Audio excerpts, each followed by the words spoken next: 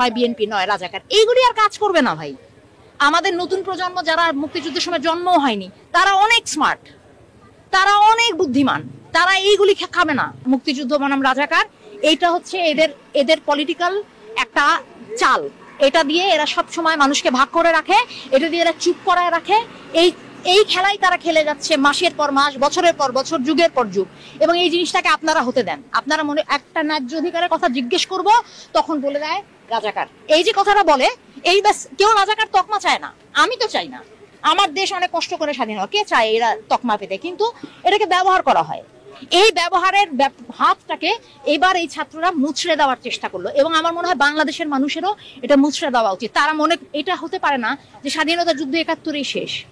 এই যে বুড়া মানুষগুলি রিক্সা চালায়, এই যে মরিচের কেজি 400 টাকা, 80 টাকার নিচে আলু নাই, এই যে কুড়িগ্রামের বন্যা, মানুষের আশ্রয় নাই, আবার হাজার হাজার মানুষের এত এত টাকা, তারা মাথা ব্যথা হলে একটা হাঁচি দিলে সিঙ্গাপুরে চলে যায়। কেন?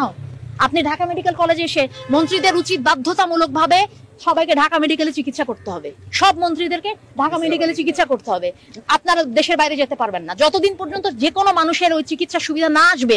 আপনারা দেশের বাইরে কেন যান চিকিৎসা করতে? সাধারণ মানুষকে না দিয়ে আপনারা কেন আপনাদের ছেলেমেয়েদেরকে বিদেশে পড়তে পাঠান? কেন পাঠান? বিদেশে পড়তে পাঠান কেন? আপনাদের ছেলেমেয়েরা বিদেশে পড়তে যায় কেন? আর আমাদের দেশের ছেলেমেয়েদের এই অবস্থা কেন? ঠিক করেন। এই প্রশ্ন আপনারা করেন। আজকে ছাত্ররা কোনো কিছুর পরোয়া না করে রাস্তায় নেমে আসছে। সাধারণ মানুষের উচিত এই সুযোগটা নেওয়া, তাদের উচিত এটাকে লুফে নেওয়া। তাদের মনের কথা অনেকে ভয়ে বলতে পারে না। এটা ভয়ের বাংলাদেশ হতে পারে না। জয়ের বাংলা ভয়ের বাংলা কেন হবে? হ্যাঁ, জয়ের বাংলা ভয়ের বাংলা হওয়াটা ঠিক হয়নি। এই দাবি বলে গেলাম আপনাদের কাছে। আপনারা এই জিনিসটা নিজেদের জায়গা থেকে, আপনাদের সাংবাদিকদের অনেক দায়িত্ব, আপনারা সবকিছু কভার করেন না। কিভাবে করে মানুষ বুঝবে, কি করে মানুষ জানবে, কি করে কি হচ্ছে না হচ্ছে? বলতে হবে তো। গুটি কতক মানুষ, এবং তাদেরকে ওই ট্যাগ মেরে যাচ্ছে, হয় বিএনপি নয় রাজাকার। এইগুলি আর কাজ করবে না ভাই।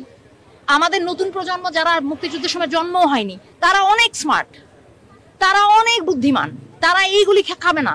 এই মুক্তিযুদ্ধের এইসব আপনি ইতিহাস বয়ান দিবেন, তারা কেউ মুক্তিযুদ্ধের প্রতি অশ্রদ্ধাশীল না, কিন্তু আপনারা তাদের কথা শুনবেন না। দিনের পর দিন অন্যায় করবেন, লাঠি সোটা দিয়ে তাদের সারাক্ষণ শাসন করবেন। তারা কি চুপ করে পুতুল হয়ে বসে থাকবে? বাংলার সন্তান বসে থাকবে? এরা থাকবে না।